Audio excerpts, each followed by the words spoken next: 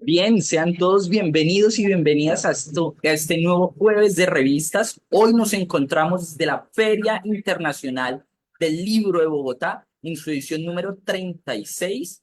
Esta presentación, pues, como ya bien lo sabrán, la organiza la editorial de la Universidad del Rosario para hablar, tener un espacio, conversar de sus revistas, de sus artículos y de todos estos espacios académicos que la editorial de la Universidad del Rosario y la Universidad del Rosario tiene para ustedes.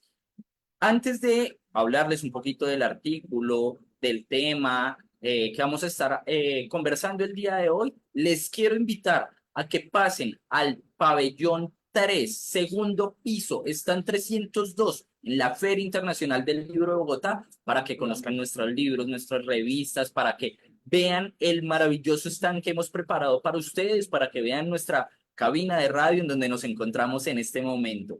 Esa es la invitación el día de hoy en este jueves de revistas.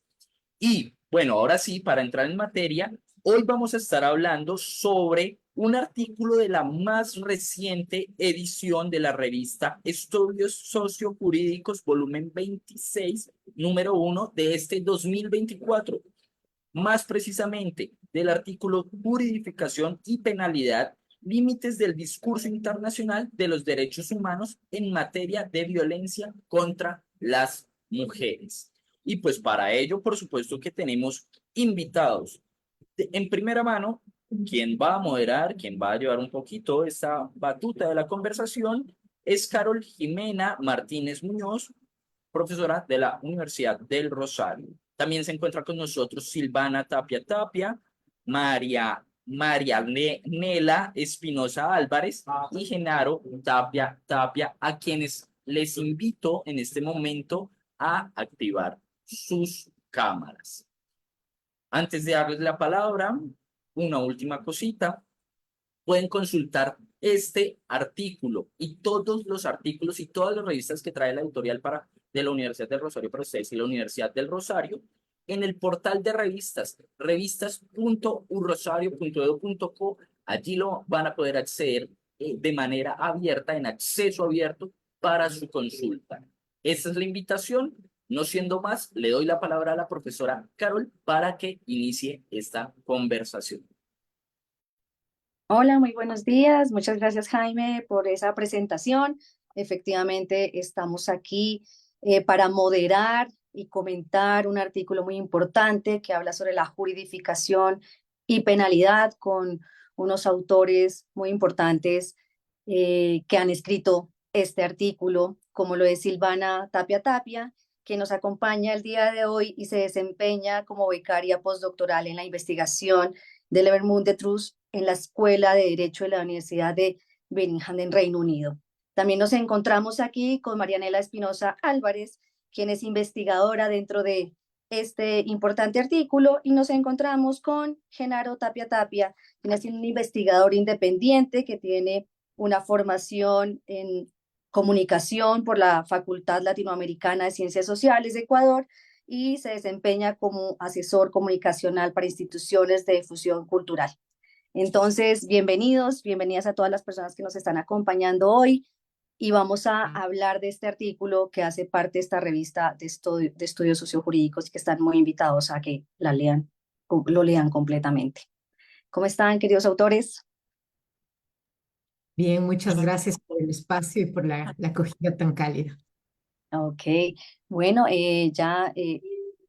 vamos a hablar de este artículo y para iniciar hablando de este artículo, es muy importante, ¿no es cierto?, que les comentemos a las personas que nos están acompañando qué los motivó a ustedes, las motivó a escribir este artículo, cuáles son esos objetivos, ¿no?, que ustedes quieren perseguir con esta investigación. Entonces, mm, me gustaría que empezáramos por ahí para poner en contexto a nuestros acompañantes el día de hoy. Claro que sí, y bueno, para eso voy a compartir unas pocas simples diapositivas que hemos preparado con el objetivo de esquematizar un poco las explicaciones y para guiar también a las personas que nos vean. Sí, esta es una investigación que se ha desarrollado en varias fases. El artículo que ustedes van a ver pertenece a una primera fase de un proyecto más grande, en donde el Liverpool Trust es quien financia el proyecto y como entidad anfitriona es la Universidad de Birmingham, su escuela de Derecho.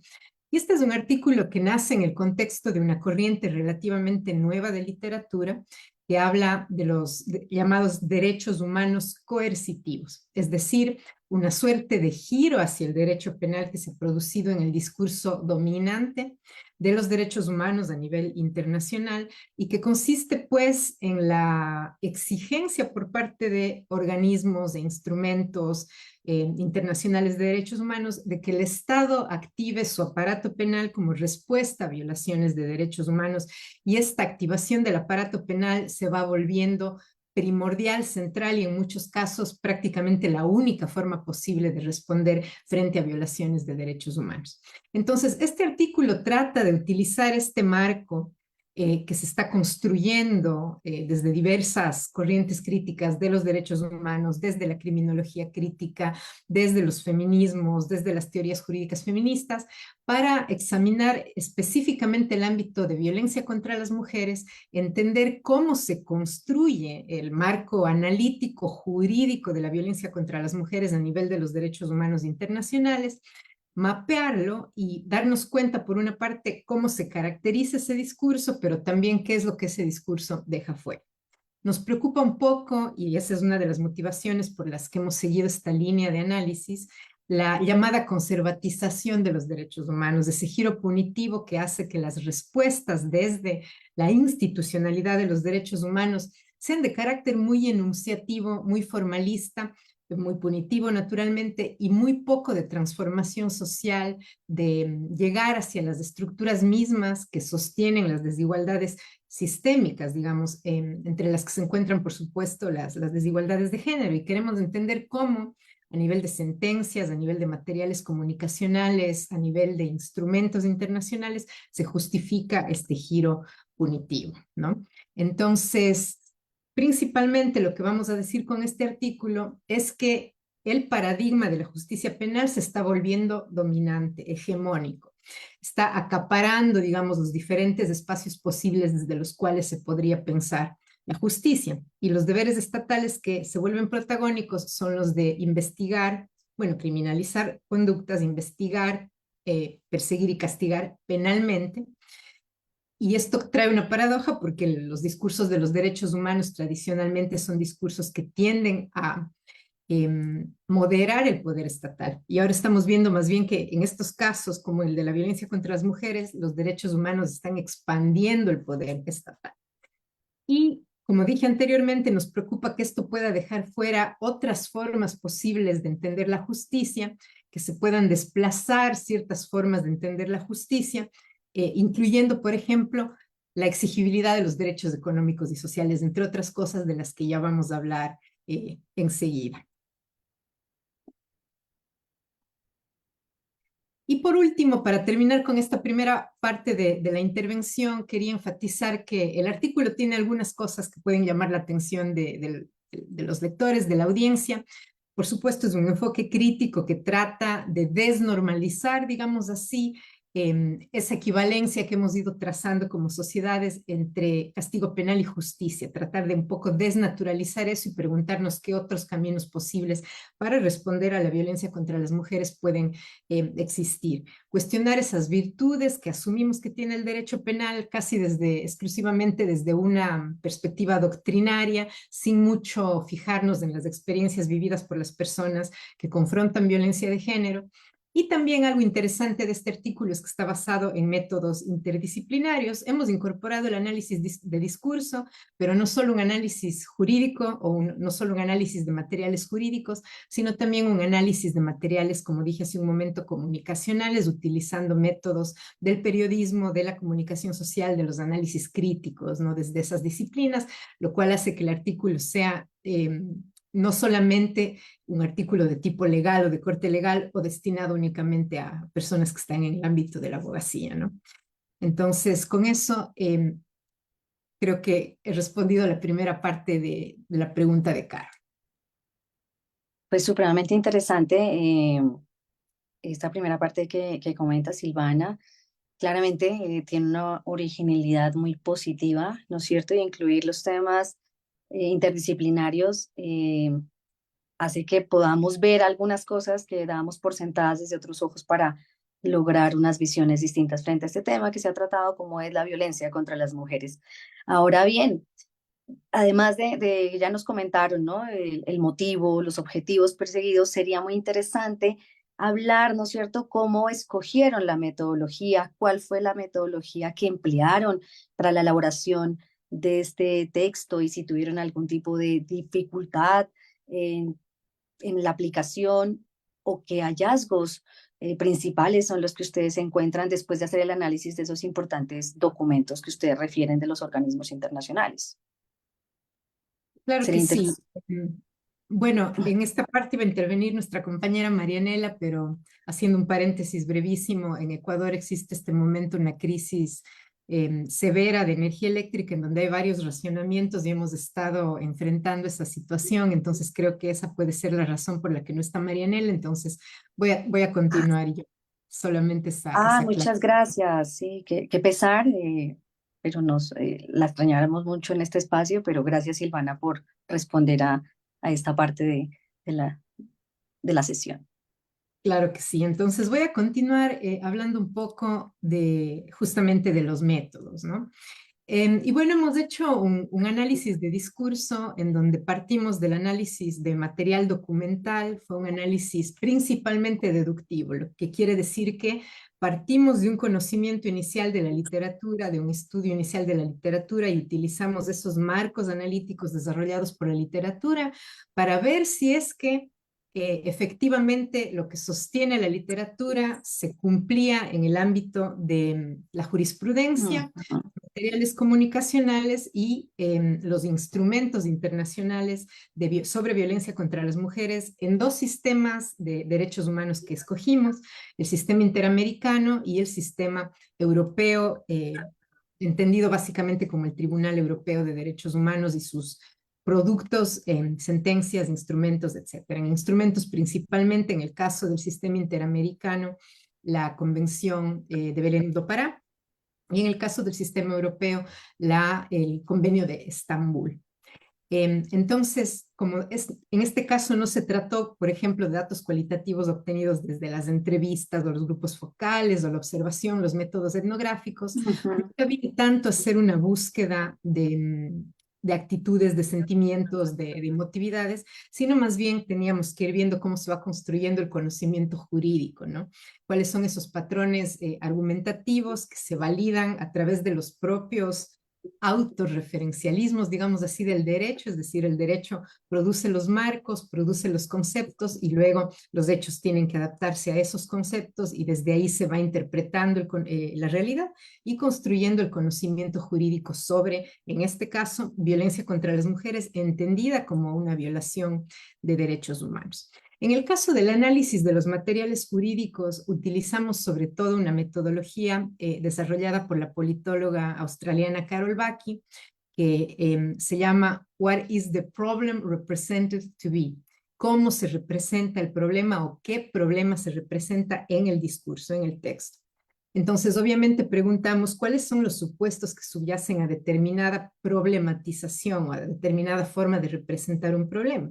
¿Por qué? Porque la forma como se representa el problema es la que hace que en política pública, en legislación, se propongan las soluciones. Entonces, por ejemplo, si es que planteamos a la violencia de género como un problema de desigualdad socioeconómica, por ejemplo, quizá la respuesta o la solución a ese problema no va a ser una respuesta legislativa, sino de política pública social. Sin embargo, en los instrumentos, en materiales de derechos humanos se construye la respuesta para el problema de la violencia contra las mujeres, entendiendo a la violencia contra las mujeres principalmente como un problema jurídico penal. El problema no es tanto la sistematicidad de la violencia, sino el problema se representa como la falta de persecución penal o lo que se dice muy frecuentemente impunidad, ¿no? En las campañas sobre violencia contra las mujeres. Entonces, el principal problema, para decirlo de una forma más simple, no es tanto que exista la violencia, sino que no se castigue. De alguna forma es así como se representa el problema. Y por supuesto existen otras formas posibles de representar el problema. Sin embargo, esta es una forma dominante de entender la violencia contra las mujeres, no solamente dentro del desarrollo jurisprudencial, sino, como nos va a mostrar Genaro enseguida, también dentro de los materiales con los que se comunica hacia el público cómo la sociedad debe entender la violencia contra las mujeres. Y por último, dentro de los aspectos metodológicos, lo que tienen en pantalla es el marco de codificación que utilizamos para identificar estos patrones discursivos a los que hice referencia, que es un marco de codificación, ¿no? Cuando nosotros hemos revisado la literatura y hemos distinguido los principales conceptos que son parte de un marco analítico, podemos utilizar esos conceptos para mapearlos y ver si es que los podemos encontrar en un texto dado. Entonces, por ejemplo, la literatura nos dice que existe en las sociedades contemporáneas el fenómeno de la juridificación. Esto quiere decir que los problemas prácticamente en su totalidad tienen prescrita una solución de tipo burocrático, administrativa, jurídica, ¿no? Es decir, cada vez nuestra vida está más invadida, digámoslo así, por las soluciones burocrático-jurídicas. ¿Es eso cierto o no en los textos que analizamos? Pues sí, ese fue un patrón que apareció sin duda alguna. Naturalmente, en gran medida porque estábamos revisando materiales jurídicos, pero también es el caso que se juridifica los problemas en materiales que no tienen carácter jurídico, que son justamente los que vamos a ver después. Y entonces la forma como trabajamos fue ayudarnos con un paquete de software para el análisis de datos cualitativos que se llama Atlas TI, y ese software nos permite ir marcando los patrones, identificarlos e ir identificando temas y subtemas para poder ir entendiendo cómo se va construyendo un discurso dentro de los textos, ¿no? Entonces, aquí tenemos algunos de los principales ejes temáticos que emergieron de los documentos, lo que mencioné, la noción de juridificación, esta terminología que se refiere a la tendencia de penalidad de los derechos humanos, es decir, los derechos humanos como motores del aparato penal en gran medida, las justificaciones de la penalidad que se basan sobre todo en elementos doctrinarios del derecho penal, como la idea de que las sanciones disuaden a las personas de cometer delitos y que por lo tanto el derecho penal es preventivo, ¿no? La idea de que a través de la amenaza penal se protege a las potenciales víctimas y la idea de que el juicio penal, tanto la investigación cuanto la sentencia sobre todo, es una forma de reparación, lo cual no necesariamente se comprueba en la realidad, pero estos son los principios doctrinarios que sostienen las justificaciones que construimos para seguir manteniendo al modelo, al paradigma penal como un paradigma dominante, ¿no? Y obviamente también aparecen algunas cuestiones, hay algunos silencios y hay cuestiones que van quedando por fuera de la capacidad de abordaje que tiene el discurso de la penalidad de los derechos humanos. Entonces, por ejemplo, en sentencias analizadas tanto del Tribunal Europeo como de la Corte Interamericana y de la Comisión Interamericana de Derechos Humanos, vemos que existe un reconocimiento de las experiencias de vida de las víctimas sobrevivientes, muchas de las cuales fueron revictimizadas por el aparato penal o cuya violencia fue cometida por elementos constitutivos del aparato penal, como puede ser el aparato policial o el aparato militar. Me refiero a casos de violencia sexual militar, por ejemplo. Y sin embargo, pese a comprobarse que la violencia es ejercida por el propio Estado a través del aparato penal, las Cortes de Derechos Humanos prescriben al propio aparato penal como la solución para una violencia causada por el aparato penal. Entonces se producen este tipo de paradojas y al mismo tiempo no se piensa, no existe una imaginación jurídica más allá de estas prescripciones pertenecientes al ámbito de la carceralidad, que es otro de los términos que hemos utilizado, ¿no? Entonces, un poco para darles también una idea de lo que puede ser, digamos, otro tipo de análisis no jurídico, eso ya lo vamos a ver después, pero creo que hasta aquí podemos dejarlo con la parte metodológica. Muchas gracias, Silvana. Supremamente interesante lo que acabas de mencionar. Vamos a verlo, ¿no? Más adelante, qué reporta ese discurso que ustedes analizaron para poder desvirtuar ciertas cosas que no se logran ver tan fácilmente. Y que sería interesante también revisarlo cómo podrían, ¿no es cierto?, desde las facultades mismas de derecho empezar a observar estos instrumentos desde otro contexto y cómo podrían aportarle a cambiar. Gracias. Entonces, continuamos. Ahora nos va a acompañar Genaro hablándonos sobre algo muy importante y es ese análisis que se hace, ¿no es cierto?, a través de esos textos, esas imágenes, esos relatos, de esos discursos, cómo presentan esos organismos internacionales eh, a través de estas imágenes ese discurso. Entonces, Genaro, te otorgamos la palabra, por favor, para que tú desde esa formación que tienes, ¿no?, que va más allá del derecho, nos puedas contar qué se encontró. Muy buenos días, Carol. Buenos días a todas las personas que están conectadas. Vamos, en honor al tiempo, brevemente sobre la metodología o sobre, mejor, el marco de análisis con el cual nos acercamos a estos materiales, y esta es la semiótica social. Vamos ahí, la semiótica social es un cuerpo teórico al cual le dio forma el investigador, el teórico Michael Halliday. Y semiótica social se refiere al hecho de que los símbolos no son simplemente las partes constitutivas de un mensaje en abstracto, sino que se producen en una sociedad y, y en estos símbolos se puede obtener información sobre la estructura misma de esta sociedad. Entonces, en los diferentes textos que los símbolos pueden integrar en cualquier modo del lenguaje, por modo de lenguaje entendemos el verbal, el visual, el auditivo, se pueden identificar básicamente tres llamadas metafunciones desde la semiótica social, por supuesto. La ideacional, que hace referencia a cómo representamos el mundo, la relacional, que hace referencia a, a qué conecta a quien produce un mensaje, a quien lo recibe, y la metafunción textual o composicional también, que se refiere a cómo están dispuestos a la posición que tienen los símbolos y cómo eso incide en el mensaje. Entonces, partiendo de esas tres metafunciones, vamos a resumir cómo se analizaron un par de materiales. Esta es la portada del folleto, de un folleto del Sistema Europeo de la Convención de Estambul sobre violencia contra las mujeres. Entonces, lo primero que vemos, ¿no es cierto?, es un elemento de la metafunción ideacional. Son cuatro fotografías de las que se les ha quitado el color, se les ha quitado el detalle, es decir, se les ha disminuido el realismo. Esto las convierte en símbolos.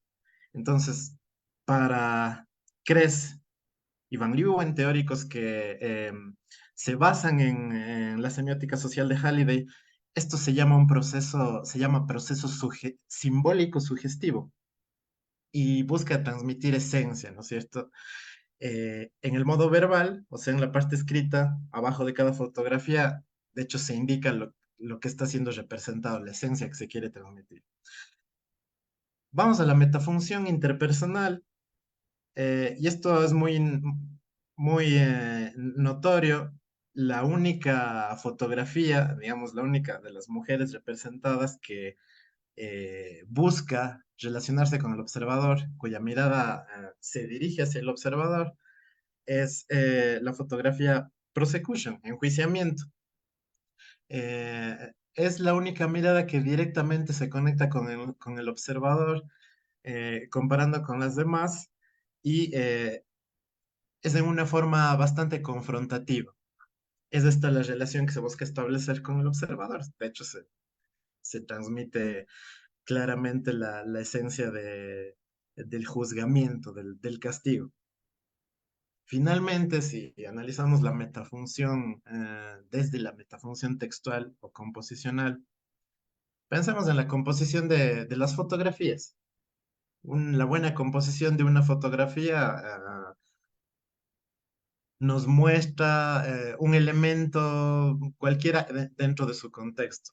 Generalmente, si vemos un documental, si vemos un retrato, la persona que queremos mostrar, la persona de la cual queremos obtener información, se ubica en posición más o menos central y preferentemente a uno de los lados.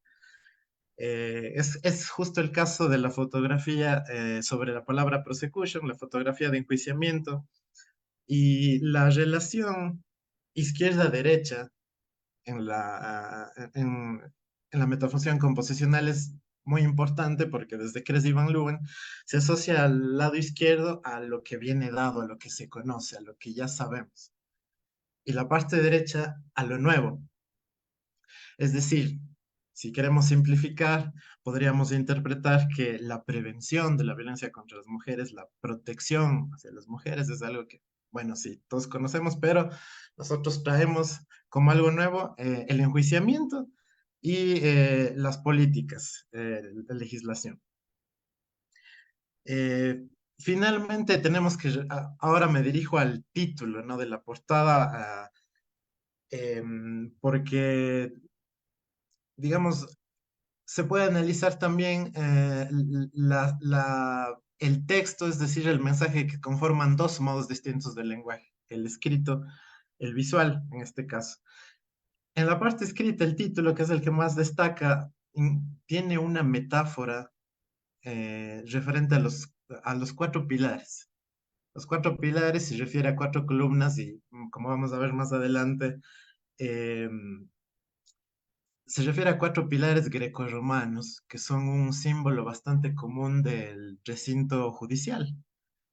Y bueno, como vemos acá, hay una búsqueda en Google, Courthouse Symbol, es decir, el edificio de la corte, y lo primero que aparecen son varias siluetas de los pilares grecorromanos, que de hecho, como vemos en el lado izquierdo, es un elemento recurrente en el diseño gráfico de todo el folleto. Entonces, en base a esto tenemos que la penalidad, el castigo, es central en el sistema europeo, en lo que se busca transmitir. Es, es la esencia prácticamente de toda la portada. Es uno de los pilares que sostiene, sin embargo, es el pilar que mayor prominencia tiene, no solo como vimos por la interacción con el observador, sino también hay varios elementos como ser la fotografía que más brillo tiene, ¿no? Que más destaca, más clara frente a las otras. Finalmente, vamos a la siguiente, a la última diapositiva, que tiene una captura de un video del sistema interamericano. Eh, y ahí podemos ver una niña que está, ¿no es cierto?, en un recinto, en una unidad de denuncia. Hay un policía en el fondo, hay una mujer adulta, seguramente su madre, mientras otra persona se ve, se logra ver, a pesar de que no está explícitamente, no es lo principal en este gráfico, está haciendo la interrogación con ayuda de la muñeca. Entonces, esta nube con la que se muestran los pensamientos de una persona es común en los dibujos, de hecho, como es en este caso, en diferentes formas de narración gráfica. Desde Kress y Van Leeuwen se llama proceso mental. Es un proceso mental y a la vez simbólico, ¿no? Una esencia, es algo que sugiere algo. Eh, de hecho, este proceso, si vemos también la metafusión composicional domina este cuadro del video. De hecho, tiene la misma posición que la fotografía de enjuiciamiento en la portada del sistema europeo, del folleto del sistema europeo, y lo que indica ese proceso mental es el silencio. Es decir, Hay problemas que han estudiado, que se han documentado bastante en el momento del proceso de denuncia que conlleva un caso de violencia de género, como nos- muchos conocemos la revictimización. Sin embargo, por la prominencia de este proceso mental y por lo que contiene este proceso mental, la revictimización no es el problema principal que se muestra, es el silencio. Y de hecho es el silencio el que tiene una relación de confrontación con el observador y que es la principal amenaza hasta para el observador. ¿Y por qué el silencio es el principal problema? Porque evita el castigo ágil, porque amenaza la condena que podría derivar de esta denuncia. Es una forma muy resumida de demostrar cómo se realizó el análisis multimodal, ¿no es cierto?, de fotografías, texto, de videos. Y doy paso con esto nuevamente a Silvana y posteriormente a cualquier consulta que se pueda hacer. Muchísimas gracias, Genaro. Qué interesante este análisis, cómo la simbología marca, ¿no? Y va determinando cómo se recibe ese discurso en la sociedad. Ahora continuamos con Silvana y aquí vamos a hablar sobre un tema muy importante que trae el artículo en el cual se denomina discusión y agenda a futuro. Entonces, la invito, ¿no es cierto?, a Silvana que nos cuente con sus autores qué quiere destacar eh, sobre este importante acápite que es la continuación de ese gran proyecto que ustedes tienen, creo yo. Efectivamente, muchas gracias. Entonces, esta es ya, digamos, la parte final del artículo. Eh, y en esa parte de discusión, bueno, recapitulamos algunos de los principales hallazgos y compaginando los hallazgos de Genaro desde la comunicación social con el análisis de discurso jurídico que hicimos nosotras, Marianela y yo, utilizando la metodología de Carol Bacchi, llegamos a la conclusión de que las características principales del discurso dominante en materia de derechos humanos internacionales en el ámbito de violencia contra las mujeres construye un paradigma penal, o sea, sin duda alguna hay un protagonismo penal, ¿no? Sin embargo, tenemos que reflexionar sobre cuáles son, como dije al principio, los enfoques que quedan desplazados o silenciados, ¿no? Tal vez es importante desnormalizar o desnaturalizar una serie de funciones atribuidas al derecho penal que damos por hechas, sobre todo quienes estamos en el ámbito jurídico y que no necesariamente se comprueban en la práctica, como la disuasión, ¿no? Que es un fenómeno que ha sido estudiado, que es difícil de estudiar y que no hay verdaderamente literatura empírica concluyente sobre la efectividad disuasoria del derecho penal, por ejemplo, ¿no? Nos encontramos ante un modelo sumamente abstracto en donde existen decisiones judiciales, por ejemplo, de la Corte Interamericana de Derechos Humanos, que indican que la sentencia es en sí misma una forma de reparación, siendo que las sentencias son eh, sumamente abstractas y no llegan en realidad a tocar la corporalidad y la vivencia de la persona que ha sufrido violencia. Entonces es una justicia, para utilizar un poco una palabra que algunas compañeras feministas usan, es una justicia desacuerpada, en abstracto, ¿no? Extremadamente formalista. Y ni siquiera dentro de la propia doctrina penal se hace una reflexión sobre esos elementos del derecho penal más liberal, como puede ser el principio de mínima intervención penal, o la última ratio, es decir, el derecho penal como último recurso. Más bien, esa continua llamada al derecho penal, digamos, es una llamada que no repara en ciertos límites que el propio derecho penal se pone a sí mismo, digamos así. Asimismo, juntando las evidencias del discurso legal con las de la forma como se comunica el modelo de justicia dominante, nos damos cuenta que el Estado que se caracteriza como un buen Estado, un Estado eficiente, es el Estado que castiga. Y es el Estado que castiga a un agresor individual. Y ese castigo, que entiende la violencia como un fenómeno interpersonal, deja de lado otras formas de enmarcar la violencia que la vean como un fenómeno estructural, y por lo tanto la respuesta penal, que es la respuesta a un agresor individual, no llega a topar cuestiones que tienen que ver como, por ejemplo, con la mala distribución de los recursos que hacen posible que una persona supere la violencia, por ejemplo, ¿no? O el acceso que por efecto de la feminización de la pobreza es muy limitado para las mujeres respecto a servicios públicos como el de salud, por ejemplo. Todas esas cosas van quedando fuera. El ideal de sociedad que se construye a través de estos discursos es una sociedad que evoluciona gracias al castigo, ¿no? Es decir, que si es que encerramos a más personas, comillas, malas, vamos a tener una mejor sociedad y sin necesariamente hablar otra vez de las desigualdades de carácter sistémico, de carácter estructural. Y eso hace que las políticas públicas estatales posibles que podrían ser de carácter de redistribución económica, de seguridad social, de atención en emergencia a las mujeres víctimas sobrevivientes de violencia, etcétera. Todas esas formas de exigirle una respuesta al Estado no son formas obligatorias de responder. La forma obligatoria por excelencia es la respuesta penal, ¿no?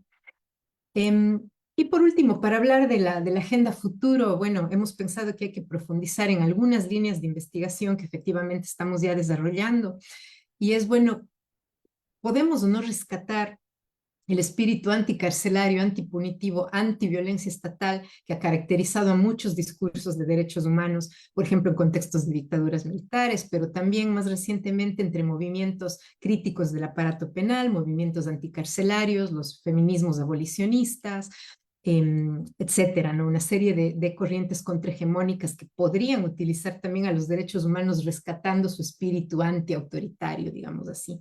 Pero hablando más pragmáticamente de cómo responder a la violencia contra las mujeres sin expandir tanto el aparato penal, pues es importante entender, investigar más sobre cómo diversificar las estrategias de protección para las mujeres, el financiamiento de los servicios públicos, por supuesto, para las personas, sobre todo en situación de más empobrecimiento, de más marginación. Es importante que las instancias estatales, públicas, adquieran mejores conocimientos para evaluar el riesgo. Eso es algo que hemos visto, la evaluación de riesgo se nos está quedando por fuera. Es decir, darse cuenta de forma inmediata cuando una persona corre peligro, cuando su vida corre peligro e intervenir antes, porque el castigo penal es una respuesta a posteriori, naturalmente, ¿no? Entonces, enfatizar más la efectiva protección y la efectiva prevención, no subordinar las medidas de protección al avance del proceso penal, que eso ocurre en varias jurisdicciones, en América Latina también. Y hemos visto que como va quedando fuera de foco a través de este enfoque penal dominante, lo que queda fuera de foco es un posible encuadre desde la economía política de la violencia contra las mujeres. Quizá una forma posible de respuesta que hay que explorar más es la exigibilidad de las garantías relacionadas con los derechos económicos y sociales, ¿no? Es decir, que deje de ser solamente una idea de agenda programática para los estados que podrán responder hasta donde ellos quieran, digamos, y que quizá los organismos internacionales con la misma fuerza, con el mismo énfasis que hacen en el castigo penal, pues hagan énfasis en lo que el Estado puede hacer para equilibrar relaciones de poder económico, político, que muchas veces son las que producen la violencia, pero también impiden que las mujeres, sobre todo las más empobrecidas, racializadas, las migrantes, las desplazadas, las que viven con discapacidad, por ejemplo, que no puedan superar la violencia. Entonces, un poco por allí queremos continuar nuestro trabajo. Muchísimas gracias, Silvana. Es supremamente interesante, de verdad. Y invitar a la comunidad que lea este artículo, que hace un análisis bien profundo por qué se sigue replicando la violencia y no logramos disminuir esas cifras que aquejan a las mujeres en el mundo contra esa violencia. Vamos con otra pregunta que me parece muy interesante que conozcan nuestros oyentes el día de hoy que nos están viendo, y es: cuando ustedes hacen este artículo tan interesante, que hacen este análisis, ¿no es cierto?, profundo sobre este sistema penal como única salida a contrarrestar la violencia contra la mujer, eh, criticándolo, ¿no es cierto?, llevándolo a un análisis más profundo, ya después de su elaboración, buscando una revista de pronto donde publicarlo, ¿cómo fue esa búsqueda de pronto de esas revistas de derecho penal. ¿Les interesó? ¿No les interesó? ¿Qué pasó con esta etapa? Me encantaría que nos contaran alguna anécdota que ustedes hayan podido vivir buscando la publicación de este artículo tan interesante. Sí, bueno, muy rápidamente para ir cerrando, creo que el tiempo nos está alcanzando. Qué lástima. Sí.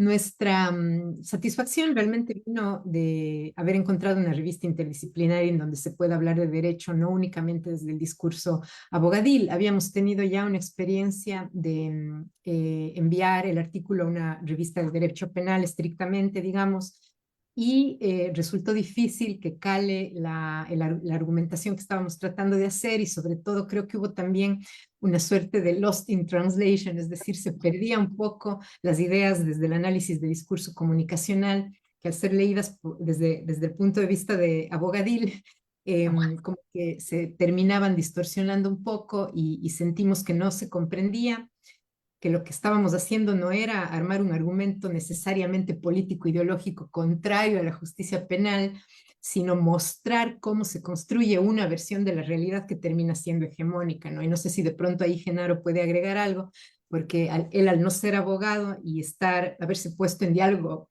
con abogados, empezando por la investigación y terminando en la publicación, pues por ahí seguramente algunas ideas se te ocurrieron que fueron inesperadas. En nuestra experiencia, bueno, con lo que nosotros podemos ver, fueron instancias en donde las perspectivas críticas, digamos, no eran el fuerte. Y entonces, siempre había comentarios referentes, por ejemplo, al muestreo en el análisis de discurso. ¿Cómo puedo confirmar este dato si no hay suficiente cantidad, no sé, de materiales y esto es muy interesante porque siempre me lleva, yo pongo como ejemplo una conversación que tenía con un amigo, me comentaba de algún estudio que se realizó alguna vez que concluía después en el manejo de automóvil. Por ejemplo, después de analizar cómo conducían una cantidad de mujeres y una cantidad similar de hombres, concluía que las mujeres conducían mal. ¿No es cierto? Simplemente se contaba en base a ciertas características cuántas mujeres manejaron bien, cuántos hombres manejaron bien, cuántos mal. Se concluye así de forma súper positiva que las mujeres conducían mal. ¿Por qué? Está un argumento de cantidad, porque aquí está el número, digamos. Entonces, desde la perspectiva crítica, más bien las preguntas son, bueno, pero ¿y las mujeres? ¿Y siempre estos números dieron igual? Dan igual en este país que igual en este otro país. ¿A qué edad aprendieron a conducir los hombres? ¿A qué edad las mujeres? ¿Qué se cree sobre conducir en ese lugar? O sea, se pregunta por el contexto en que suceden las cosas. Entonces ahí encontramos no simplemente que las mujeres conducen mal, sino que hay toda una cultura, bueno, ahora ha cambiado bastante, ¿no? Pero había toda una cultura en donde la conducción de un vehículo es algo masculino que de pronto los hombres tienen contacto desde más pequeños. Entonces ahí se completa realmente el entendimiento de un fenómeno social. Más o menos es una forma súper simple con la que yo trato de explicar la perspectiva crítica. Y es justamente eso más bien lo que un poco nos topamos con un poco de resistencia, porque sin duda lo cuantitativo es útil para cierto tipo de información. Sin embargo, no siempre se conocen otras formas de obtener información o interpretar la realidad. Eso. Bueno, pues muchísimas gracias. Los invitamos a leer este importante artículo, a contactar a estos autores si tienen algunas dudas o quieren profundizar en algo que veo que es un trabajo muy bien hecho, muy profundo y que es muy importante para deconstruir muchas cosas que todavía el derecho las da por ciertas y sentadas. Muchas gracias, Silvana. Muchas gracias, Genaro. Muchas gracias a la Universidad del Rosario, a la revista Estudios Sociojurídicos, a la editorial de la Universidad Yafilbo por darnos este espacio para comentar estos temas tan interesantes. Muchas gracias. No, y muchas gracias a ustedes por haber estado conversando aquí en este nuevo jueves de revistas que estamos realizando, transmitiendo desde la Feria Internacional del Libro de Bogotá en su edición número 36, pues reuniéndonos aquí en este espacio en donde siempre el mundo editorial en todas sus vertientes se encuentra. Les quiero recordar el nombre del artículo que lo pueden consultar pues, por nuestro portal de revistas en acceso abierto, revistas.urrosario.edu.co. Este artículo del que estuvieron hablando nuestros invitados se llama Juridificación y Penalidad, los límites del discurso internacional de los derechos humanos en materia de violencia contra las mujeres. Publicado, ojo aquí, en la revista Estudios Sociojurídicos, volumen 26, número 1 de este año, de este 2024. De nuevo, muchísimas gracias a nuestros invitados y muchísimas gracias a las personas que se conectaron a esta transmisión de revistas organizada por la editorial de la Universidad del Rosario. Nos vemos en una próxima ocasión.